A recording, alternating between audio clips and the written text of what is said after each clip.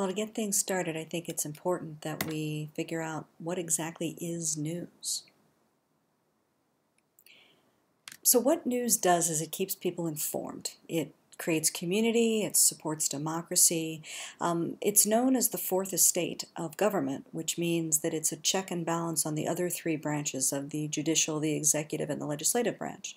It's got a vital role in all aspects of our community life, business, commerce, and really it's this linchpin that kind of keeps us all together as an informed electorate. What else does it do? It's an exchange for ideas and a development of consensus. It helps us agree on things, or at least all come at things with the same level of information. To a great degree, it's our rough draft of history. So when we chronicle history, and you may notice when a lot of history is remembered, it's in the newspapers of the day.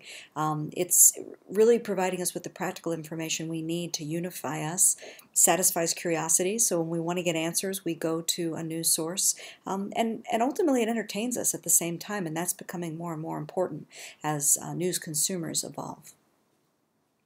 Now, speaking of those news consumers, there's things we need to know about them before we start writing for them. One, they're in a hurry. Most people are in a hurry. They have very short attention spans for news. It has to be something that grabs them. We're not big on the spinach consumption of news, which is we're not going to get things that are good for us and take them. We want to get things that we like, that entertain us, that make us feel intrigued or interested or good about ourselves. We want stories that are told in a compelling way, so we're much more likely to be engaged in a story that's told personally with anecdotes. We call them stories that relate to human beings. And really there's more than one type of reader, so we have to start thinking about how we can serve all types of readers. But they do expect the same things from journalists, no matter who they are. They expect us to be objective, relatively speaking, and of course that's becoming a very fluid term when it comes to the customization of news in the form of Fox News and MSNBC and CNN and the New York Times, and whether or not something has a liberal bias, etc. But we have to think about how we're perceived by the readers. They want us to be truthful. They want us to tell them when we might have a conflict of interest. They want us to tell them how we got our information. Just to really be as open as possible. They want to see behind the scenes.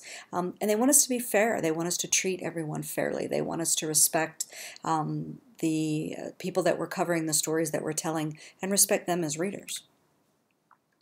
Now, it's important to note that from a news writing perspective, opinion is not your friend.